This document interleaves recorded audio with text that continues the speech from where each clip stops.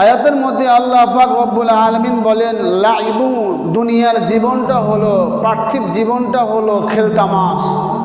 খেলতামাশ এর দ্বারা উদ্দেশ্য হলো শৈশবকাল। আল্লাহ এরপর বলেন, ওয়াজিনাতু লাহু ওয়াজিনা, বাহ্যিক চাকচিক্য, এর দ্বারা উদ্দেশ্য হলো যৌবনকাল।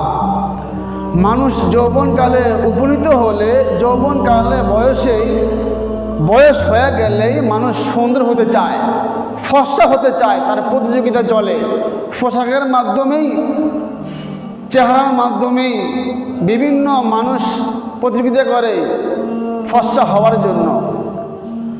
আল্লাহ এতে বলেন, ওয়াতাফাখুরুম বাইনাকুম, মানুষ যখন বৃদ্ধ হয়ে যায়, মানুষ যখন বার্ধক্য পৌঁছে যায়, তখন এই মানুষগুলা গর্ব করে, আমার এতগুলা সম্পদ আছে, আমার এতগুলা সন্তান আছে, অমুক দেশের মধ্যে আমার এতগুলা সন্তান থাকে।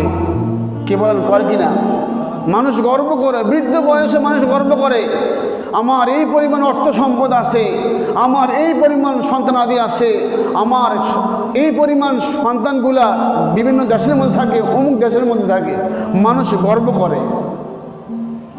তো আল্লাহ তাআলা বলেন, তাদের এই যে গর্ব করার বিষয়টা কেমন?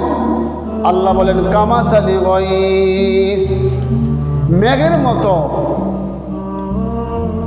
মতো যে মেঘ থেকে বৃষ্টি হয়।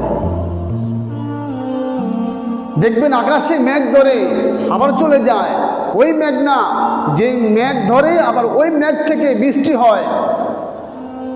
কামাসালি গাইসিন আ'জাবাল কুফফার নাবাতুহু সুম্মা ইয়াহিজু ফাতারাহু মুসফাররান সুম্মা ইয়াকুনু হুতামা, যে মেঘ থেকে বৃষ্টি হয়, বৃষ্টি হওয়ার পরে ফল ফলাদি উৎপন্ন হয়,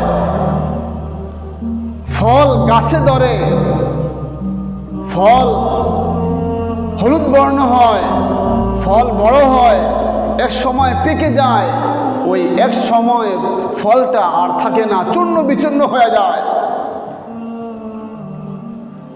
বলে এমন বৃষ্টি, যে বৃষ্টির কারণে কৃষকের মুখের মধ্যে হাসি ফোটে, যে ফলটা, যে বৃষ্টির মাধ্যমে আল্লাহ ফসল দিলেন, যে বৃষ্টির মাধ্যমে আল্লাহ তাআলা গাছের মধ্যে ফল দিলেন, ওই ফলটা লাল বর্ণ হইয়া ফল পেকে আবার চূর্ণ বিচূর্ণ এক সময় শেষ হয়ে যায়।